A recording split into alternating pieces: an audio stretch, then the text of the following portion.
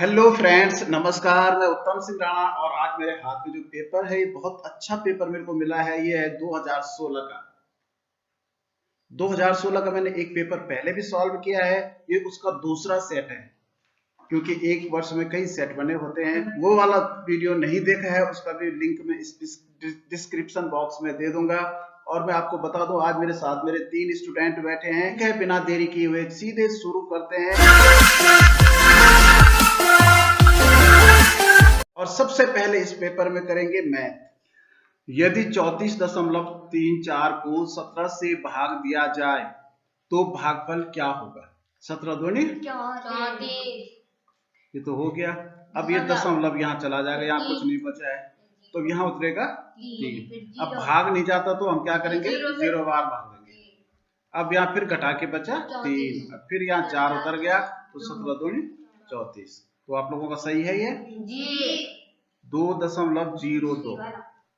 प्रथम 99 प्राकृतिक संख्याओं के योग में इकाई का अंक क्या होगा? अब देखिए 1 से 99 तक तो हम जोड़ेंगे तो बहुत ज्यादा टाइम हो जाएगा जी। तो इसका एक जोड़ने का तरीका है, जितने तक का सीधा गिनती का अगर जोड़ करना होता है तो जैसे 99 तक करना है तो 99 का पहले आधा करते हैं, लेकिन इसका आधा पूर्ण संख्या तो आएगा नहीं। पूर्ण संख्या आता है सम संख्या का, तो हम 100 कर लेते हैं और 100 का आधा होता है 50। तो क्या करते हैं? 100 को 50 से पहले गुणा करते हैं। तो 5 1 5, 5 1 5, 2 0 100 के 1 0 50 का 5000। इसमें फिर 50 जोड़ देते हैं। तो इसका मतलब 100 तक का जोड़ होता है 5050।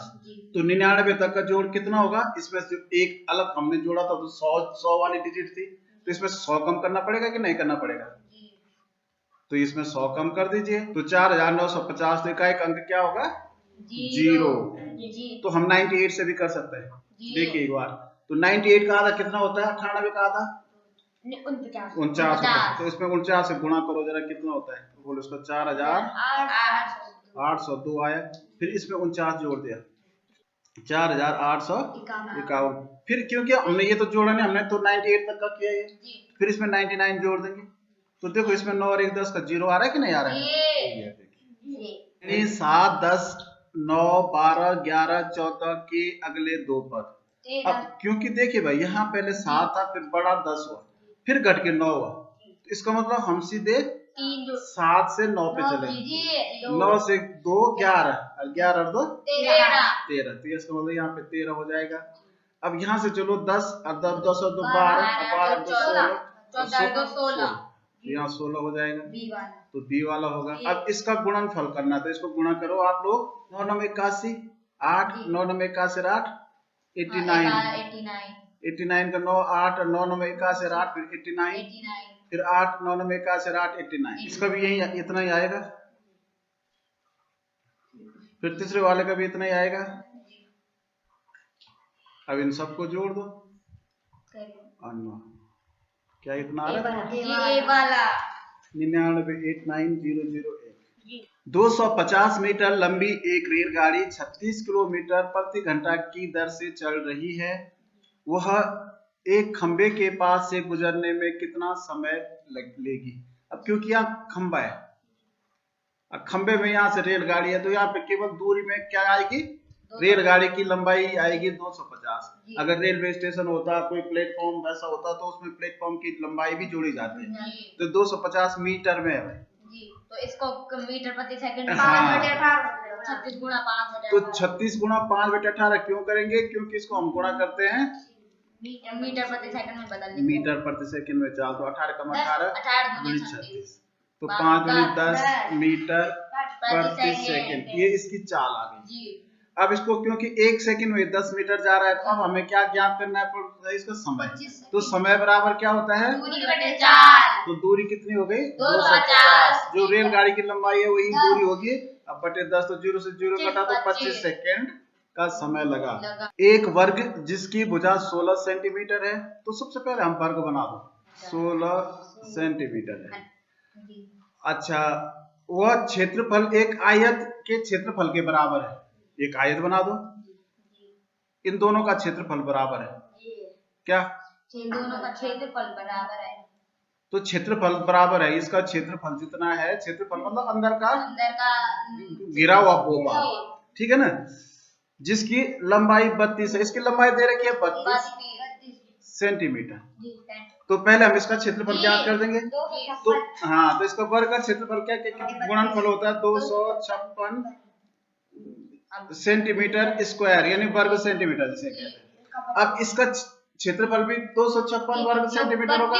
अब इसकी लंबाई दे रखी है, तो लंबाई गुणा चौड़ाई होता है ना भाई, 32 गुणा x बराबर 256। हाँ, तो यानी लंबाई तो दे रखी है 32, अब गुणा चौड़ाई हो गई x बराबर 256। तो x बराबर कितना हो जाएगा 32। अब इसको काट सकते हैं, 32 16 कम 16, अब बचा कितना 9 96, 16 छक्का 96, 2 कम 2 2 8 16, यानी इसकी जो भुजा होगी चौड़ाई 8 सेंटीमीटर होगी। 6 आदमी अथवा 9 औरतें एक कार्य को 21 दिन में कर सकती हैं। 7 आदमी और 3 औरतें उस कार्य को कितने दिन में पूरा कर लेंगे। देखो इस तरह के सवाल प्रत्येक वर्ष आप लोगों ने देखे कि आसपास पूछे जा रहे हैं। तो यहाँ पे हम ऐसे याद दिया, ऊपर अथवा में होता है और यहाँ पे और होता है या तथा, मतलब यहाँ मिलके काम कर रहे हैं, ऊपर दे रखे अलग अलग। जब लेकिन मिलके भी काम कर रहे हैं तो हमें या तो सबका औरत बनाना पड़ेगा या सबका आदमी बनाना पड़ेगा, क्योंकि जितना काम 6 आदमी कर रहे हैं तो वहाँ 6 औरतें नहीं करती उतना काम, यहाँ 9 औरतें कर रही हैं उतना काम। तो इसका मतलब 6 आदमी बराबर 9 औरतें, आदमी इक्वल टू 9 औरत। तो एक आदमी बराबर कितने औरत 9/6, ठीक है ना, याद रखना। अब क्योंकि ये 7 आदमी के हमने औरत बनाने, तो यहाँ 7 आदमी बराबर करेंगे, लेकिन ये कटेगा नहीं है ना औरत। तो देखो इसको अगर कट नहीं रहा है, क्योंकि 9/6 गुणा 7 होगा, अब ये कट नहीं रहा है, तो इसका मतलब ये दूसरा में उसमें देखते हैं हम कि औरतों को हम आदमी बनाते हैं। यहाँ 9 औरत बराबर 6 आदमी, तो एक औरत, तो एक औरत बराबर हाँ 6/9 आदमी। अब कितने हैं 3 औरत बराबर 6/9 गुणा 3, एक देखो कट रहा है, 3 कम 3 3 दूनी 6, 3 3 9 और 3 कम 3 और 3 दूनी 6, यानी 2 और आदमी। देखो ऐसे करना चाहिए जो पूरे पूरे आ जाएं, यहाँ भिन्न में आएगा तो हो तो जाएगा लेकिन सवाल थोड़ा कठिन हो जाएगा। 2 आदमी किसके बराबर हैं 3 औरतें। अब यहाँ आदमी हो गए 7, ये है 2 ये हो गए 9, यहाँ आदमी लिख दो और यहाँ दिन। तो 6 आदमी कितने दिन में कर रहे हैं 21 दिन में, तो 9 आदमी x दिन। ये ऊपर उल्टा लगता है इसमें, क्योंकि जब यहाँ आदमी बढ़ेंगे तो यहाँ दिन घट जाएंगे। तो यहाँ कर रहा हूं मैं x/21 बराबर 6/9। अब ये 21 पक्षांतर में यहाँ चला गया अगले लाइन, 3 3 9 और 3 7 21, 3 कम 3 3 2 6, तो ये 14 दिन में पूरा करेंगे। निम्न में से कौन सा गलत है। देखो 3/4 का मान इतना होता है कि नहीं होता है, क्योंकि हम 4 का भाग जो है 3 में देंगे तो इतना ही आएगा, ठीक है ना। 20/1 का मान 20 का भाग हम 1 में देंगे, तो यहाँ देखो दशमलव रखा, यहाँ 1 0 बढ़ा, अभी भाग नहीं जा रहा तो 0 बार भाग देंगे, ठीक है ना। अब यहाँ 1 दशमलव लगा हुआ है तो 1 0 और बढ़ा सकते हैं, तो 20 पंजे 100, ये भी बिल्कुल सही है। यहाँ 3/1000, हाँ तो 1000वें स्थान पर ये दे दो, ये देखो 10वां स्थान है, ये 100वां, ये 1000वां, तो 1/5 ये गलत। तो 5 का भाग 1 में देंगे तो पहले दशमलव में यहाँ 0 बढ़ा, तो 5 दूनी 10, तो 0.2 होना था, तो इसका मतलब यही आंसर है।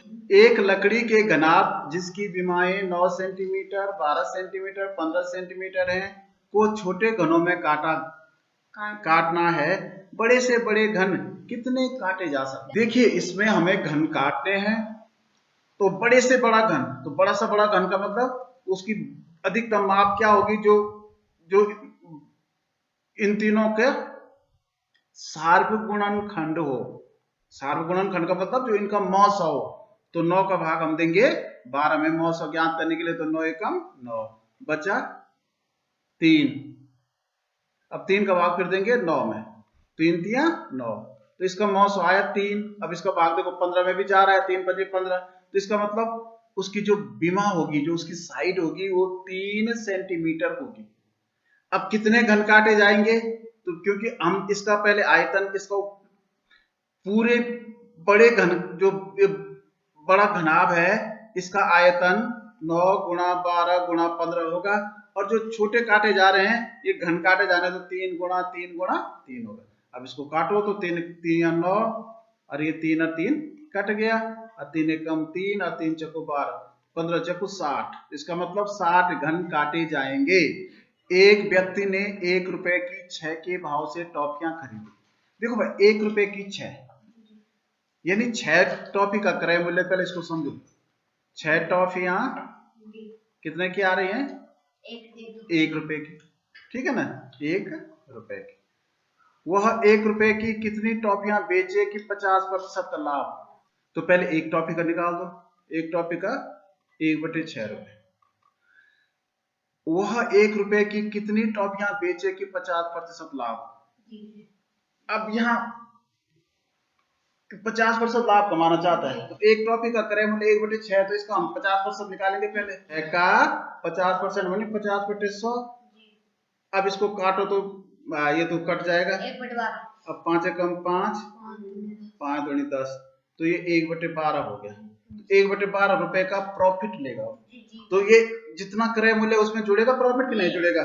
तो 1/6। अब क्रय मतलब कितने में बेचेगा? एक टॉफी का विक्रय मूल्य हो गया, एक टॉफी का SP यानी विक्रय मूल्य, सेलिंग प्राइस। तो 1/6 में हम क्या करेंगे? 1/12 प्रॉफिट जोड़ देंगे। तो इसको 2 गुणा जानते हो, या फिर 2 मतलब 12 बनाने के लिए 2 से गुणा होगा, 2 और 1 3 हो जाएगा, 3/12 रुपए। यानी इसको काटेंगे 3 एकम 3 और 3 चौको 12, तो 1/4 रुपए हो गया एक टॉफी का विक्रय मूल्य, मतलब बेचेगा। खरीदी उसने 1/6 में, बेची 1/4 रुपए में।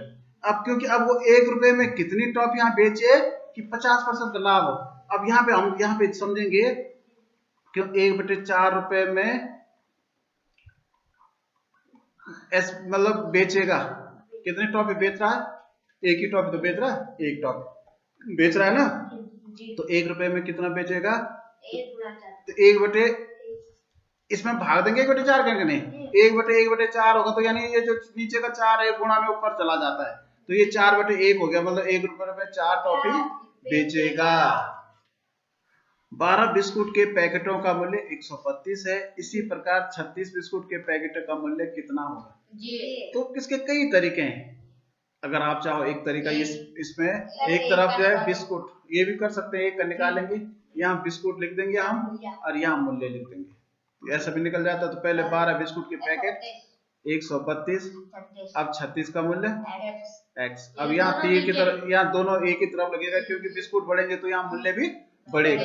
तो x/132 बराबर 36/12। जहाँ तीर का निशान होता है ये ऊपर अंश में जाता है। 132 को हम यहाँ लाएंगे, पक्षांतर कर देंगे 132 का, तो 12 कम 12, 12 तिया 36। अब 3 से इसको गुणा कर दो, 3 दूनी 6, 3 तिया 9, 3 कम 396 रुपए होगा। देखिए ये दंड आरेख है। यहाँ विषय है अंग्रेजी, हिंदी, विज्ञान, गणित और सामान्य ज्ञान, और यहाँ प्राप्तांक है। अंग्रेजी में जैसे यहाँ देखो तो 60, ठीक है ना, 60 नंबर आए। तो अधिकतम अंक और न्यूनतम अंक में कितने अंकों का अंतर है? तो हम अधिकतम देखेंगे, सबसे लंबा कितना है? 100 किसमें? गणित में 100। और सबसे कम किसमें? जीके में, सामान्य ज्ञान में कितने? 40। तो अंतर बताना है, नहीं घटाना है, तो 60 का अंतर है। 3.4% को दशमलव में कैसे लिखते हैं? अब इसको ध्यान से देखना, यहाँ बच्चे बहुत गड़बड़ करते हैं। ये है 30 में, क्योंकि यहाँ दशमलव भी है, अब प्रतिशत है, यानी प्रतिशत का निशान का मतलब है बटा 100, तो 3.4/100। अब इसको लिखना है किसमें? दशमलव में ही लिखना है। इसका मतलब 100 का भाग इसमें देंगे। तो देखो अगर हम किसी संख्या में 10 का भाग देते हैं, तो मैंने कहा दशमलव 1 अंक बाईं तरफ जाता है, और 100 का भाग देंगे तो 2 अंक बाईं तरफ जाएगा। अब अभी जो है यहाँ 4 के पीछे है, तो अब जो है 1 अंक ये हो गया, 1 0 और हो लगाना पड़ेगा, यहाँ चला जाएगा, तो यहाँ 0.034। निम्न चित्रालेख एक व्यापारी द्वारा 4 दिनों में बेचे गए अन्नों की संख्या दर्शाता है। तो देखो भाई शुक्रवार को, अब यहाँ नीचे भी दे रखा है कि 0 दर्शाता है 30 अंडे, मतलब एक गोला जो है 30 अंडों को दर्शा रहा है। तो यहाँ देखो कितने गोले हैं, पहले 5, तो कितना होगा, 5 या 15 यानी 150। यहाँ कितने हैं, 6, तो गुणा 6 हो जाएगा जी, तो 180 वह गुणा 3 हो जाएगा, तो 6 या 18 180। यहाँ कितना है, 8 या 24 हो जाएगा, तो यानी 240। यहाँ 4 है तो 4 या 12 120। यदि व्यापारी के पास 4 दिन के पश्चात 240 अंडे बच जाते हैं तो इसका मतलब 240 और जोड़ने हैं इसमें। इन सबको जोड़ दो, कितना, 930। पक्का सही जोड़ रखा है। निम्न में से कौन सी एक संख्या 2,10,519 में 5 के स्थानीय मान और अंकित मान का अंतर है। इसका स्थानीय मान देखो, ये सैकड़ा स्थान 5 हो जाएगा, क्योंकि इसके आगे 2 अंक है तो 2 जीरो और अंक उतना ही रहता है। तो इसको क्या करना, अंतर बताना, तो घटाओ 495। ठीक है। निम्न टेबल में स्टार चिन्ह के स्थान पर कौन सी संख्या है, 3 3 9 और 1 10। अब 5 5 25 और 25 में से 1 कम, 7 57 50 50 में 1 बढ़ गया, 9 9 में 81 यहाँ घट गया, और यहाँ 11 11 अंक 121। तो यहाँ बढ़ना था, घटना था, यहाँ घटा है तो यहाँ बढ़ जाएगा, 122 हो जाएगा। बहुत बढ़िया, दिमाग से काम किया आप लोगों ने। 5 अंकों की बड़ी से बड़ी संख्या तथा 4 अंकों की छोटी से छोटी संख्या में अंतर 98,999 का। 16 28 तथा 32 का महत्तम समापवर्तक HCF बताना इसका। तो HCF बताने के लिए, निकालने के लिए सबसे अच्छा संख्या उससे थोड़ी बड़ी, हाँ, उससे तो 16 का भाग हम किसमें देंगे, 28। तो 16 दूनी 32 होता है, तो 16 कम 16 बचा 2 12 कम 12 बचा 4 12, यानी 900 कितना आया, 4 आया। इन दोनों का आया।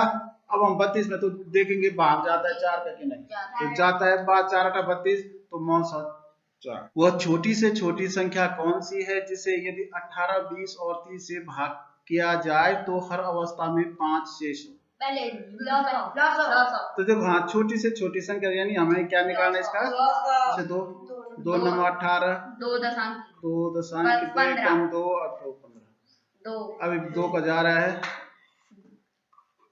2 3 9 में तो नहीं जाता, 2 5 10 और 15 में भी नहीं। तो चलो पहले 3 का ही दे देते हैं, 3 3 9 5 में नहीं जाता, 3 5 15। अब देखो ये सब अभाज्य संख्या, चलो 5 का एक बार दे दो, यहाँ तो नीचे 3 ही बच गया। अब 5 कम 5 और 5 कम, अभी अभाज्य बच गया, तो इन सबको गुणा कर दो, 5 3 15 15 3 45 45 गुणा 90 90 गुणा 180 180। तो हाँ, तो लेकिन हर कंडीशन में 5 शेष बचे, इसका मतलब इसमें 5 प्लस हम कर देंगे तो 185 होगा। दो संख्याओं का अंतर इतना है, 1,39,78,680 है। यदि बड़ी संख्या इतनी है तो छोटी संख्या क्या होगी, 540 में से 1,39,78,680 घटा दो 4,56,32,860। कौन सा हो रहा है, डी वाला, 56 32। ठीक है। 11 से 50 के बीच 2 अंकों वाली अभाज्य संख्याओं जिनके दोनों अंक भी अभाज्य हों की संख्या है।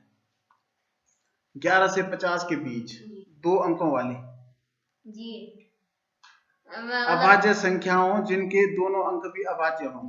तो देखो भाई, 11 से 13, उसके 13 के दोनों अंक अभाज्य नहीं है, क्योंकि एक अभाज्य नहीं होता जी। मैं तो बोल रहा हूं हाँ, 13 14 15 जो 13 17 19 ये तो गए, छोड़ दो इनको। अब 23 है, तो देखो 23 के दोनों अंक अभाज्य हैं, 2 भी अभाज्य है, 3 भी अभाज्य। 37 के भी देखो दोनों अंक अभाज्य हैं, ये भी उसमें तो 4 ही आ रहा है, ये तो 41 है। अब हाँ, तो 41 से 50 सब में 4 आता है, तो ये 2 ही तो है। किसका गलत हुआ? क्यों है गलत? किसका गलत हुआ? 6 0.06 0.60 तो था, इतने को का योग क्या होगा? तो पहले तो हम 6 जोड़ेंगे, तो 6 तो पूर्ण संख्या तो 6.02 है। अब ये दशमलव के नीचे दशमलव, अब 0 6, फिर दशमलव के नीचे दशमलव, यहाँ तो 0 0 है ना, 6 0, फिर दशमलव 0 0 6, तो ये 6 हो गए, यहाँ पे 6 हो गए, यहाँ पे 6 हो गए, यहाँ पे 6 हो गया। बी वाला एक नगर की कुल जनसंख्या 25% औरतें हैं।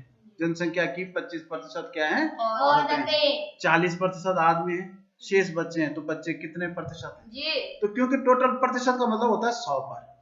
अब 100 पर जो 25% तो औरतें हैं, 40 आदमी हैं, तो कितने हो गए ये?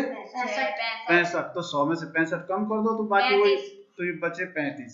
तो 35% जो है बच्चे हैं। एक दुकानदार एक कंप्यूटर को 16,875 में बेचकर 1,875 लाभ पाता है, उसका लाभ प्रतिशत क्या है? जी पहले 16,875 में से 1,875 घटा देंगे तो क्रय मूल्य आ जाएगा। हाँ, इसको घटा देंगे, 875 को घटाएंगे, क्योंकि ये इसने में तो उसने बेचा और इतना लाभ कमाया, तो लाभ कमाने का मतलब इसने ज्यादा में बेचा, तो इसको कम कर देंगे। 0,005 तो इसका मतलब 15,000 तो क्रय मूल्य था। अब 1875 गुना 100 बटे 15,000। हाँ, तो लाभ प्रतिशत कैसे निकालते हैं? पहले लाभ लिखते हैं, तो लाभ हुआ इसको 1875 का गुणा 100 बटे 15,000। ये 2 0 15 से जा रहा है, तो ठीक है, 15 कम 15 10, 15 कम 15 3 37 हुआ, 30 7 75 15 5 75, तो 10 का भाग देना है तो 12। हाँ, तो अगर हम 10 का भाग इसमें देंगे तो एक अंक के पीछे दशमलव चला जाएगा, 12.5% हो जाएगा। एक धनराशि साधारण ब्याज की किस दर से 20 वर्ष में अपने से दुगनी हो जाएगी, यानी दर ज्ञात करनी है। अब यहाँ मूलधन भी नहीं दे रखा, तो हमें माना मूलधन 100 रुपए, तो 20 वर्ष में दुगनी हो रही है, तो यहाँ मिश्र धन दुगना हो रहा है ना, तो यानी 200 हो रहा है, तो इसमें ब्याज कितना मिल रहा है? 100 ही मिल रहा है। अब यहाँ पे ध्यान रखना, ये मूलधन भी 100, ब्याज भी 100 और समय हो गया 20 गुणा दर गुणा समय, इसका वो है बटे 100, तो मूलधन हो गया 100 गुणा दर हमें ज्ञात करनी है, गुणा समय हो गया 20 बराबर 100 रुपए ब्याज मिला। अब यहाँ x का मान निकालना है, तो x बराबर ये 100 वैसी जगह रहेगा, और ये जो नीचे वाला 100 है ये कहाँ चला जाएगा? और ये ऊपर का 100 और 20 है, ये नीचे चला जाएगा पक्षांतर होने पे। अब ये 100 तो कट गया, अब 20 पंजे 100, यानी 5% वार्षिक ब्याज। चलिए अब हिंदी करते हैं। केन अभी बच्चा ही था जब उसने एक लेखक बनने का निर्णय ले लिया। उसने बचपन में ही प्रेमचंद और टैगोर जैसे महान लेखकों को पढ़ लिया था और वह उनकी प्रशंसा करता था। उसके पिता ने उसे बच्चों का महान साहित्य और दूसरी पुस्तकें पढ़ने का अवसर दिया। उसके पिता का यह सपना था कि केन लेखक बने। केन जब 10 वर्ष का था उसके पिता का निधन हो गया। उसके बाद वह बहुत एकाकी हो गया। फिर भी उसका दुख कम करने के लिए पुस्तकें, पहाड़, झरने और हरी घाटियों से अच्छे मित्र क्या हो सकते थे। वह कसौली में अपने गांव में ही रहा और पहाड़ों, झरनों, घाटियों, अपने बचपन और पिता के बारे में लिखता रहा। उसने निर्णय लिया कि चाहे जो भी हो वह अपना गांव कभी नहीं छोड़ेगा और उसने अपना सारा जीवन बच्चों के लिए पुस्तकें लिखने में ही बिता दिया। उस केन के पिता का उसके बारे में क्या सपना था? वो लेखक बने। ऊपर लिखा था कि उसके पापा चाहते थे। अनुच्छेद में वह शब्द चुनिए जिसका अर्थ अकेला हो। देखो, अकेला किसका मतलब होता है? एकाकी का मतलब। साथी का मतलब तो होता नहीं है, कम, साहित्य सब अलग है। निम्नलिखित में से वह कथन चुनिए जो केन के बारे में सत्य नहीं है। यहाँ पे ध्यान रखना कि नहीं शब्द है। केन ने तय किया कि जीवन भर कसौली में रहेगा। केन ने तय किया कि वह लेखक बनेगा। केन को प्रकृति के बारे में लिखना पसंद नहीं था। केन जब 10 साल का था उसके पिता की मृत्यु हो गई। केन ने तय किया कि वह लेखक बनेगा। देखो, केन ने तय किया कि वह लेखक बनेगा, ये तो बिल्कुल सही है, ये गलत नहीं है। हमें बताना जो सत्य नहीं है। केन ने तय किया कि जीवन भर कसौली में रहेगा, तो वहाँ क्योंकि वहाँ की प्रकृति बहुत आनंददायक थी, उसको वहाँ अच्छा लगा, वहाँ के झरने, वहाँ का नेचर। और ये भी सही है, केन जब 10 साल का था तो उसके पिता की मृत्यु हो गई थी। तो गलत क्या है, केन को प्रकृति के बारे में लिखना पसंद नहीं है, जबकि उसने कसौली की प्रकृति के बारे में ही लिखा।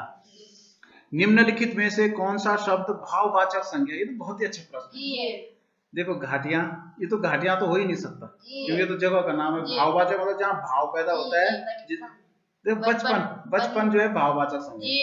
केन का दुख कम करने में निम्नलिखित में से कौन सहायक नहीं था?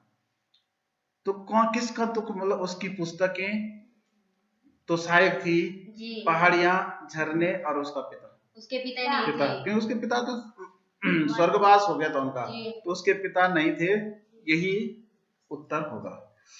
प्यारी माँ, क्या आप विश्वास करेंगे कि आज शाम को क्या हुआ? एक कप उछला, नीचे आया और चूर चूर हो गया। वह फूलदान याद है जो मोहन अपने लिए लाया था, उस पर एक तरेड़ आ गई, मैंने उसे छुआ भी नहीं। सिंक बिना नल खोले रहस्यपूर्ण तरीके से लबालब भर गया।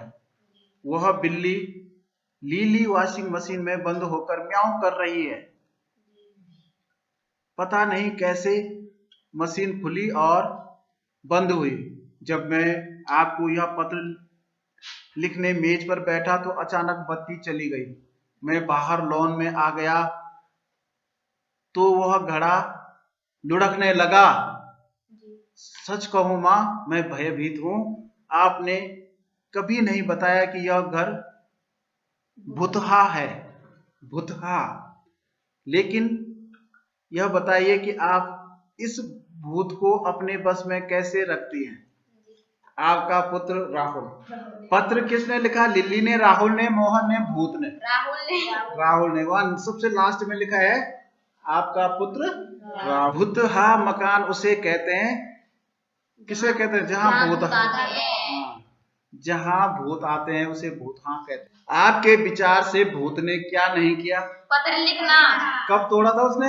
जी। घड़ा लुढ़काया था? जी। सिंक भरा था? जी। लेकिन पत्र भूत ने नहीं लिखा। अगर भूत पढ़ा लिखा होता तो भूत नहीं बनता। भयभीत का अर्थ क्या होता है भाई? डरा हुआ। भयभीत का मतलब डरा हुआ। राहुल लॉन में क्यों आ गया? अंदर बिजली नहीं थी, सिंक लबालब भर गया था, बिल्ली की म्याऊं से काम नहीं कर पा रहा था, बाहर ठंडक थी।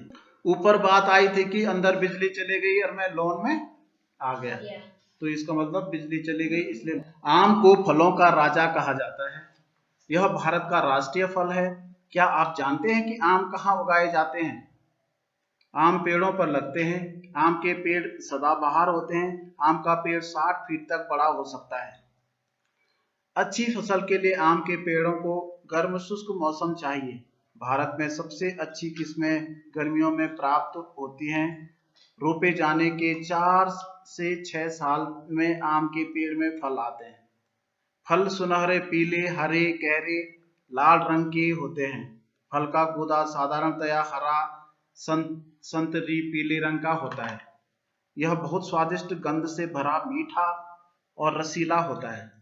फल के अंदर एक बड़ी सी गुठली होती है। जब बसंत ऋतु आती है तो आम फूलों से भर जाता है। पीले रंग के बोर पेड़ की टहनियों को ढक देते हैं। वे बहुत सुंदर दिखाई पड़ते हैं। गर्मी के प्रारंभ में छोटी छोटी कच्ची अगियां दिखाई देने लगती हैं। वे गहरी, हरी और बहुत खट्टी होती है।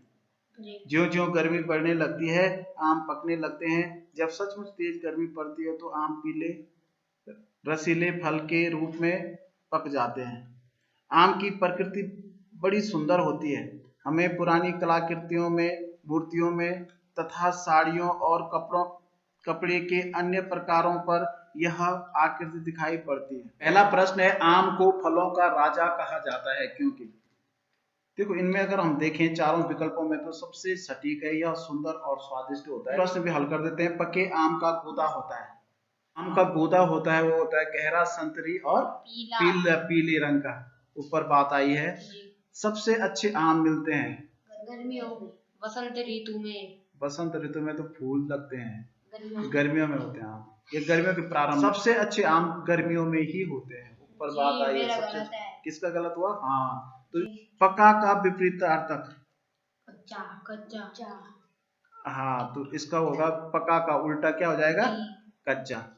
आम का पेड़ फल देने लगता है जब वह 60 फीट तक हो जाए, जब मानसून हो, 4 से 6 वर्ष होने पर, जब गर्मी पड़े। 4 से 6 वर्ष। हाँ, 4 से 6 वर्ष के बीच देता। ओलंपिक ध्वज की रचना पियरे दे कुबर्टिन ने 1974 में की थी, 1914 में की थी। पृष्ठभूमि में आपस में जुड़े 5 छल्ले होते हैं। 5 छल्ले 5 महाद्वीपों के प्रतीक हैं, ठीक है ना? वे आपस में जुड़े हैं। इसका प्रतीकार्थ है वह मैत्री जो इन अंतरराष्ट्रीय स्पर्धाओं से प्राप्त होगी। बाएं से दाएं छल्लों का रंग है नीला, पीला, काला, हरा और लाल। ये रंग इसलिए चुने गए हैं क्योंकि इनमें से कम एक रंग विश्व के प्रत्येक राष्ट्र के ध्वज में होता है। ओलंपिक मशाल आत्मा, ज्ञान और जीवन की प्रकाश का प्रतीक है। तो ओलंपिक ध्वज में क्या है? 4 रंग बिरंगे छल्ले हैं कि 5 आपस में जुड़े छल्ले हैं कि आग के 5 छल्ले हैं कि आपस में जुड़े 4 छल्ले हैं? 5 आपस में जुड़े छल्ले हैं। ओलंपिक ध्वज में ये रंग क्यों है? क्योंकि उस बात आई है कि प्रत्येक देश के ध्वज में इनमें से एक रंग है, तो नीला, पीला, काला जो भी उसके देशों में मैत्री भाव बनाने की आशा का प्रदर्शन हुआ है। रंगीन छल्लों से, 5 आपस में जुड़े छल्लों से, मेडल जीतने से, छल्लों के रंगों से। तो मैत्री भाव कहाँ से बना? छल्लों के रंगों से नहीं, जो छल्ले आपस में जुड़े हैं ना, तभी तो मैत्री भाव को दिखा रहे हो कि वो छल्ले जो है आपस में जुड़े हैं। का क्रम नीला, पीला, काला, हरा और लाल। ओलंपिक मशाल किस प्रकाश का प्रतीक है? आत्मा, ज्ञान और जीवन का, मैत्री, साहस और वीरता का, ज्ञान, साहस और जीवन का, आत्मा, वीरता और ज्ञान का। आत्मा, ज्ञान और जीवन का। आत्मा, ज्ञान और जीवन का। दादाजी को सहारनपुर से अपनी पेंशन लेने के लिए देहरादून छोड़ना था। उन्होंने तय किया कि वे टोटो को अपने साथ ले जाएंगे। टोटो के लिए एक बड़ा सा कैनवस का थैला जुटाया गया। टोटो सहारनपुर तक थैले के अंदर ही रहा, पर जब रेलवे स्टेशन पर दादाजी अपना टिकट दिखाने लगे तो अचानक टोटो ने थैले से अपना सिर बाहर निकाला और टिकट कलेक्टर की ओर अपनी मुस्कान बढ़ाई। वह बेचारा घबरा गया। उसने कहा, श्रीमान, आपके साथ एक कुत्ता भी है, इसलिए आपको इसके लिए भाड़ा चुकाना होगा। दादाजी कि यह बहस बेकार गई कि किसी बंदर को कुत्ता कैसे माना जा सकता है। टोटो का वर्गीकरण बंदर के रूप में कर लिया गया और भाड़े के रूप में 3 रुपए देने पड़े। है टोटो था एक बच्चा, एक कुत्ता, एक बंदर, एक कछुआ। एक बंदर। हाँ, में कहा गया कि उसका वर्गीकरण एक बंदर के रूप में किया गया। निम्नलिखित में से कौन सा कथन दादाजी के बारे में सत्य नहीं है? वे देहरादून में रहते थे, वे अपनी पेंशन लेने जा रहे थे, वे अकेले ही जा रहे थे, वे रेलगाड़ी से जा रहे थे। बताओ कौन सा सत्य नहीं है? वे अकेले ही जा रहे थे। हाँ, तो क्योंकि अकेले नहीं जा रहे थे, उनके थैले में कौन था? टोटो। दादाजी टोटो को ले गए थे अपनी जेब में, फूस के बंडल में, छोटे से बैग में या कैनवस के बड़े थैले में? कैनवस के बड़े से थैले में। कैनवस के बड़े से। दादाजी को टोटो का किराया देना पड़ा। क्यों देना पड़ा? टोटो एक कुत्ता था, प्रत्येक जानवर के लिए भाड़ा तय था।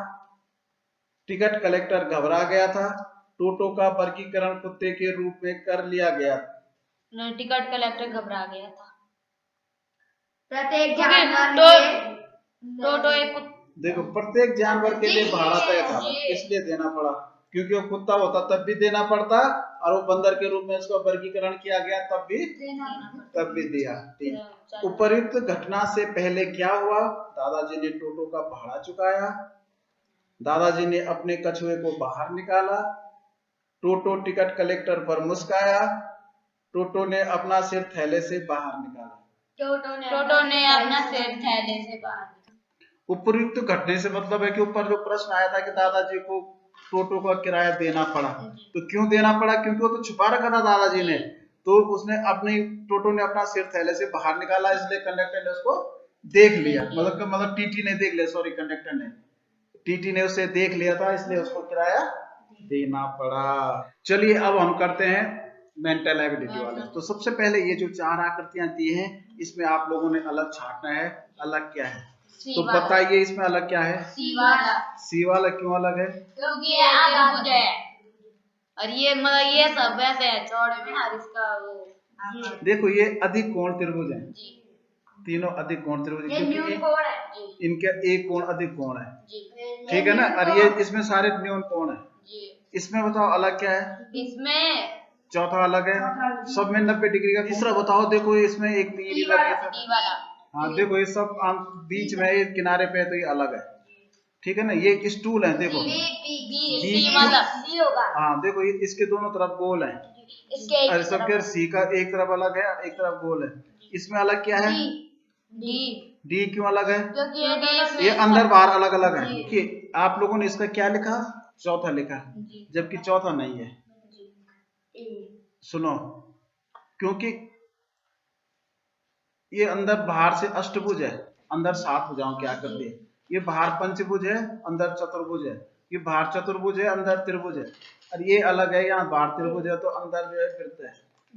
इसके जैसा खोजना है इनमें से, तो इसके जैसा ठीक कौन सा है? ये बिल्कुल सही कह रहे हो, बिल्कुल सही दिख रहा है, बाकी सब में अंतर है। ये देखो ये एन की तरह बना है, और यहाँ आगे एफ की तरह बना है, तो ये देखो ये सी में जो है बिल्कुल मैच कर रहा है, यहाँ से उल्टा एफ और यहाँ से उल्टा एफ है।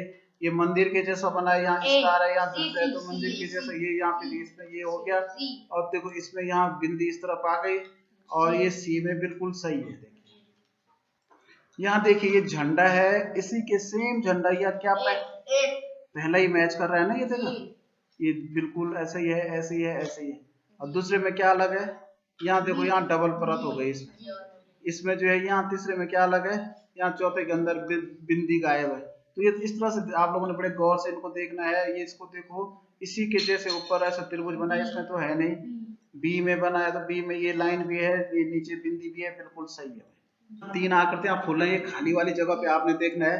तो देखो यहाँ पे जब तीनों में बिंदी लगे, तो यहाँ पे एक बिंदु होगा, और यहाँ पे भी ये होगा और ये होगा, तो बिल्कुल बी वाला सही है। यहाँ देखो यहाँ खड़ी लाइनें, यहाँ बड़ी लाइनें हैं, अच्छा यहाँ थोड़ा अंतर है, यहाँ ऐसी लाइनें हैं, मैं तो इसमें ऐसे सेम में नहीं होंगी बल्कि चेंज होंगी, तो ये वाले होंगे बी वाले। यहाँ ऐसी आकृति बनी होगी और अंदर जो है वृत्त होगा, और ये लाइन खड़े में होंगे नीचे को, तो यहाँ तो बड़े में है, यहाँ ऊपर से नीचे को है, तो बिल्कुल देखो सी वाली आकृति में क्या है, इसमें बीच में आंख जैसी बनी है, ठीक है ना, ये त्रिभुज यहाँ और यहाँ बना है, और किनारे से ये वाली लाइनिंग है, तो किनारे से ये लाइनिंग, और ये बिल्कुल ए वाला मैच कर रहा है ना, ये बिल्कुल मैच कर रहा है। ये क्यों नहीं कर रहा है बी वाला?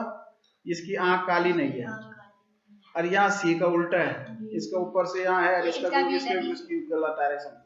यहाँ देखिए इसको भी बनाना है, तो इसको एक काला है तो इधर का सफेद होगा और इधर का काला होगा, ठीक है ना, तो कौन सा है? इसमें सी वाला होगा। पैटर्न पे आकृतियां चेंज हो रही हैं, तो पहले ये था, फिर इसमें एल लगा और एक जीरो और आ गया यहाँ पे वृत्त, ये था, फिर एक लाइन और हुई, तो और यहाँ एक गुणा का निशान फिर और आया, तो अब क्या हो जाएगा, इसको पूरा ही बंद हो जाएगा, और यहाँ जीरो है तो यहाँ गुणा है, तो यहाँ एक जीरो और आ जाएगा, तो कौन सा? सी वाला। यहाँ देखो ये कट का निशान है सब में, तो यहाँ पे कट का निशान होगा, ये ऐसे ही होगा, ठीक है ना। अब यहाँ क्या होगा, यहाँ बराबर था तो यहाँ नीचे आया, यहाँ तो अब इधर चला जाएगा, तो बी वाला बता रहे हैं, बिल्कुल ये सही जा रखा है। अब ये वृत्त देखो, ये यहाँ वृत्त यहाँ से यहाँ गया, फिर यहाँ गया, नीचे आ जाएगा, तो बी में नीचे सही है। फिर ये जो है पी, जो है पी यहाँ से यहाँ गया, फिर यहाँ गया तो ऊपर आ जाएगा, तो इसका मतलब बी वाला बिल्कुल सही है। यहाँ देखो ये है तीन तीन, 2 तीर इधर को, एक इधर को है, ये पूरा मिल गया। अब इस पे चौथा था तो इसमें एक और मिल जाएगा, इधर को जुड़ जाएगा। जो संबंध दूसरे से वही तीसरे तक किससे होगा? तो मंदिर जैसे आकृति ये ठीक उल्टी हो गई, लेकिन जो अंदर के निशान थे ये बाहर आ गए, अब बाहर वाला अंदर चला गया, तो ये भी उल्टा हो जाएगा। ऐसा होगा कि नहीं होगा? और ये जो अंदर के वर्ग हैं ये बाहर चले जाएंगे। तो पहले तो ये आकर देखो ये सब में इन तीनों में उल्टा है। अब अंदर जो है 3 है तो बाहर 3 होने चाहिए, तो बी और सी का है। अब अंदर ये 2 त्रिभुज अंदर थे तो बाहर थे तो बी में अंदर चले गए, तो इसका मतलब बी वाला सही है। यहाँ देखो इसका ये वाले भाग काले हैं ये दोनों, अब इसके ठीक उल्टे हो गए। अब प्लस इधर चला गया तो ये ऐसा है तो ये भी उल्टा हो जाएगा डी वाला। अब ये प्लस भी इधर चला जाएगा। सर सी नहीं होगा, सी में लाइन तेरी तो इससे सी होगा। गलत है, इसका गलत है। इसमें एक ऐसी लाइन है, एक ऐसी लाइन है सी में, इसमें तो एक ऐसी है, एक ऐसी है जी सी होगा, सी होना है। नहीं सुनो सर सी क्या है? सुनो देखो यहाँ ऐसी लाइनें हैं, ये ऐसी लाइन है इसमें, तो इसमें ये वाली लाइन जो है इस खाने में गई और ये वाली लाइन इस खाने में, तो ये वाले जो ऐसी लाइन है ये इस खाने में आएंगे तो ऐसे हो जाएंगे, ठीक है ना। और ये वाले यहाँ जाएंगे तो ऐसे हो जाएंगे, तो डी वाला होगा। ये एल ऐसा था ये उल्टा हो गया, तो एन ऐसा है तो ये उल्टा हो जाएगा सी की तरफ, मतलब इसकी जो दर्पण प्रतिबिंब आ जाएगा। 24 में देखो यहाँ पहले 2 वर्ग हैं, एक अंदर एक बाहर, ये दोनों बराबर होके यहाँ चले गए। अब ये 2 पंचभुज हैं तो दोनों पंचभुज जो है बराबर होके ये टी वाला हो जाएगा। ये त्रिभुज है ऊपर की तरफ है, ये उल्टा हो गया तो ये पंचभुज है, ये उल्टा हो जाएगा। उल्टा होगा तो ए की तरह होगा, सी की तरह क्यों होगा? आप लोगों ने सी लिखा क्या? तो इसमें हमें क्या करना है, जो खाली जगह को भरना है, तो यहाँ ऐसा मिल जाएगा। तो इसमें देखो कौन सी आकृति मैच कर रही है, ये क्यों नहीं कर रहा ए वाला? ये ज्यादा चौड़ा है और ये कम है। हाँ तो अगर आपके पास वहाँ पे वो होता तो थोड़ा कागज की टुकड़ी से माप सकते हैं, तो जो नाप बराबर हो सकता है ए हो सकता है बी हो, क्योंकि इतना पता नहीं चल पा रहा है। और यहाँ देखो इसको ये करना है, इसका ऐसा मिलाना है, ए वाला तो एक तिरछा है, बी वाला बराबर है, तो ये हो सकता है क्योंकि ये तिरछा है और ये भी एक तिरछा है, तो इसका मतलब बी आंसर क्लियर है। हाँ इसकी लाइन यहाँ सीधा नीचे मिलाएंगे तो देखो हाँ सी वाला बिल्कुल पूरा कर रहा है, ठीक। यहाँ देखो इसको पूरा करने के लिए क्या है, इसको हम थोड़ा आगे मिलाएंगे और इसको नीचे मिलाएंगे, तो ये जो है समकोण त्रिभुज बनेगा ये वाला, ठीक है ना, कोई दिक्कत तो नहीं है इसमें। और इसको हमने यहाँ मिलाया सीधा, तो किससे मैच कर रहा है? इसको तो बराबर है ना दोनों तरफ से, तो बी वाले दूसरे वाले से। यहाँ देखिए भाई ये दर्पण प्रतिबिंब बताना है, तो ये जो है ठीक इसकी डायरेक्शन हॉरिजॉन्टल उल्टा हो जाता है ये, तो ये दर्पण की तरफ ये गुणा का निशान है तो यहाँ इस तरफ आ जाएगा गुणा का निशान, लेकिन ये ऐसी रहेंगे डायरेक्शन इनकी, ऐसा हो जाएगा यहाँ ये और यहाँ तीर ऐसा, और जो ये वाला इधर को है बी इसलिए नहीं होगा क्योंकि उसका गोला नीचे आ रखा है, बिल्कुल बराबर है जी, ठीक है जी, ये सही बिल्कुल सही कहा, ये डी है, ये मामूली सा गलती है इसमें जी।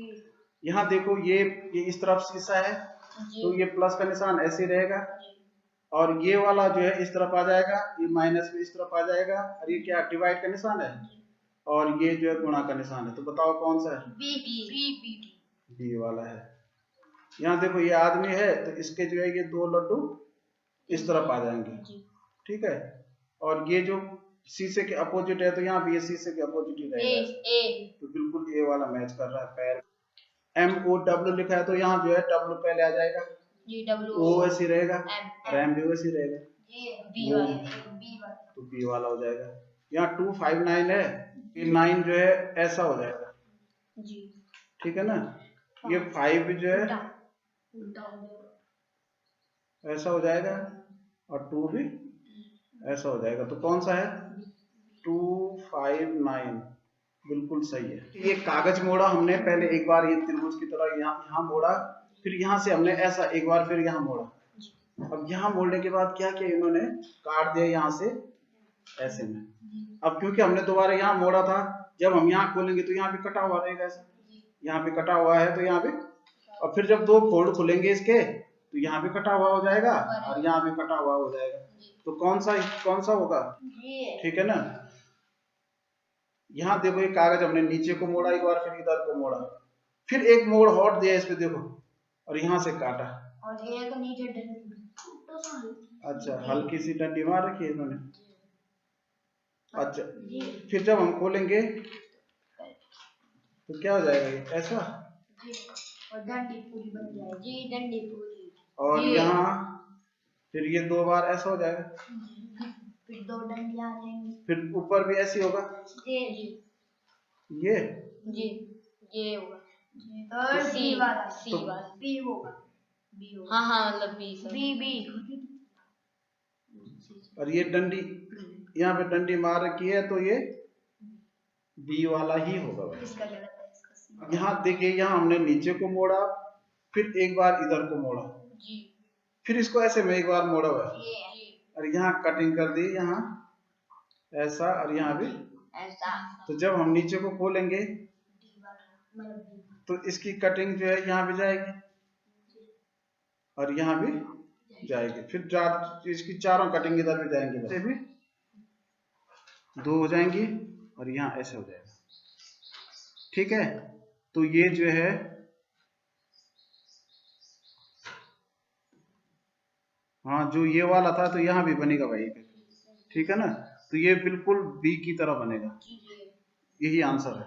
ये कागज को ये तिरछा मोड़ा त्रिभुज की तरह, फिर यहाँ पे हमने एक मोड़ और दिया इसको ऐसा, फिर एक मोड़ और दिया ऐसा, अब यहाँ बिंदी मारी, अब जब यहाँ बिंदी मारी काली तो इस पे एक बिंदी यहाँ भी आ जाएगी और एक यहाँ आ जाएगी, ठीक है ना, तो 2 बिंदी तो यहाँ आ गई, फिर यहाँ खोलेगा तो इसको खोलेंगे तो ये 2 इधर भी आ जाएंगे, फिर पूरा खोलेंगे तो 2 इधर आ जाएंगे 2 इधर आ जाएंगे, तो कितनी हो गई ये 8। अगर सीधा मोड़ा इधर को, फिर एक बार इधर मोड़ा, अब ये ऐसा काट दिया।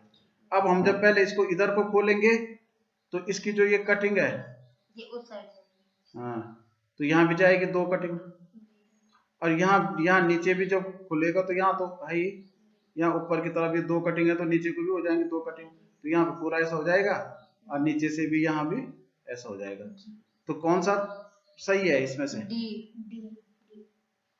क्योंकि ये कटिंग की डायरेक्शन देखो ये है जी, तो ये उस साइड जाएंगे तो ये बिल्कुल डायरेक्ट, इसकी डायरेक्शन ये है, ऊपर की डायरेक्शन 2 की ये है तो 2 इधर हो गई और इन दोनों की डायरेक्शन इधर हो जाएंगी और इनकी डायरेक्शन ये, बिल्कुल सही है, चौथा वाला हो। हाँ देखो ये जो अलग अलग फिगर्स हैं इनको मिला करके इनमें से कौन सा फिगर बना, एक त्रिभुज ये है, एक छोटा त्रिभुज है और छोटा ये चतुर्भुज टाइप का है, तो देखो इसमें 2 त्रिभुज बराबर हैं और ये चतुर्भुज का शेप भी नहीं मिल रहा है भाई। इसमें देखो एक त्रिभुज ये है, एक छोटा ये है, एक बड़ा ये है, और ये चतुर्भुज का शेप भी मिल रहा है, बिल्कुल यही है ना आंसर, सही है। बाकी इसमें तो नहीं, इसमें तो 2, ये तो 2 चतुर्भुज हो गए और ये 2 वर्ग हो गए, ठीक है ना। इसमें 3 त्रिभुज समान है, एक त्रिभुज अलग है। यहाँ देखो ये 3 त्रिभुज हैं लेकिन थोड़ा अलग अलग शेप के हैं, एक ये समकोण त्रिभुज है भाई। अब देखो इसमें समकोण त्रिभुज कोई भी नहीं है, इसमें भी नहीं है, इसमें भी समकोण त्रिभुज जरा सा ये लग रहा है, ये तो है समकोण, ये वाला समकोण है, मिल तो रहा है लेकिन फिर भी एक बार हम औरों को भी चेक करते हैं, ये भी मिल रहा है, ये भी समकोण त्रिभुज है, ठीक है ना। लेकिन यहाँ देखो ये इसकी चौड़ाई थोड़ा ज्यादा है, अब इस वाले त्रिभुज की थोड़ा कम है, ये तीसरा वाला ही होगा, इसमें तो अलग है। यहाँ देखो ये इन चारों से मिला करके एक वर्ग है, एक त्रिभुज है, एक आयत है, एक वृत्त है, तो ये हो गया आयत, ये भी आयत की तरह, ये वर्ग तो है नहीं, और ये त्रिभुज और ये वृत्त, और इसमें 2 आयत हो गए, इसमें जो है इसमें 2 गोले हो गए, इसका मतलब एक ही वाला मिल रहा है। ये थोड़ा सा आकृति चेंज जैसी लग रही है लेकिन सबसे ज्यादा मैच यही कर रहा है। इनमें हो गए देखो 3 त्रिभुज हैं, 2 छोटे, एक बड़ा और एक चतुर्भुज, इसमें तो है नहीं, इसमें देखो ये चतुर्भुज है, एक त्रिभुज, एक ये छोटा, एक ये 3 त्रिभुज इसमें मिल रहा है, एक चतुर्भुज मिल रहा है। इसमें भी देखो इसमें तो ऐसी भुजाओं वाला है ना, ये इसमें भी तो मिल रहा है, लेकिन यहाँ पे चतुर्भुज हो गए, एक ही त्रिभुज है, इसमें नहीं मिल रहा है। इसमें देखो ये त्रिभुज है, ये त्रिभुज है, ये चतुर्भुज है और ये भी चतुर्भुज है, तो इसका मतलब बी वाला ही सही है। यहाँ देखो 2 वर्ग हैं भाई, और 1 2 3 4 त्रिभुज है एक जैसे, तो देखो 2 वर्ग 1 2 3 4 त्रिभुज है, और इसमें देखो 2 वर्ग, इसमें अलग अलग है त्रिभुजों की माप। यहाँ देखो 2 वर्ग और ये समान 4 त्रिभुज, 2 वर्ग, ये भी अलग अलग माप के त्रिभुज, तो ये चारों समान है, तो ये सबसे ज्यादा मैच कर रहा है त्रिभुजों का जो शेप है। तो त्रिभुजों का शेप जो है सी वाले से मैच कर रहा है। देखिए यहाँ जो ये शेप पहले दे रखी है, ये फिगर है, इसको आपने इसके अंदर कहाँ छुपाई खोजना है, तो ये मंदिर जैसा है।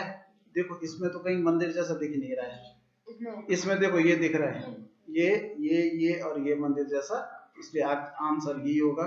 ये इसमें ये है, एक ऐसी लाइन है, एक ऐसी लाइन और बीच में कट तो इसमें है नहीं, इसमें भी ऐसी लाइन है नहीं, इसमें ऐसी लाइन तो है, इसमें ऐसी लाइन नहीं है, इसमें ऐसी लाइन है और ऐसी लाइन भी है, और ये ऐसा भी है और ये ऐसा भी है, यहाँ से भी ये भी है और ऊपर ये भी है, तो बिल्कुल चौथा वाला मैच कर रहा है। इसको आप ढूंढो, तो इसमें ये है, ये अरे नीचे नहीं मुड़ा है, तो इसमें तो है ही नहीं, इसमें भी नहीं है, तो इसमें साफ पता चल रहा है ये ऊपर से ये आ गया, ये आ गया और यहाँ से नीचे चला गया, और ये डंडी ये हो गई सीधे वाला, ठीक है, तो डी वाला है। वाई की तरह है, तो वाई की तरह, इसमें तो है वाई की तरह, लेकिन इसके पीछे ऐसे खोज कहीं नहीं, सी वाला होगा, इसमें तो वाई की तरह दिख ही नहीं रहा है।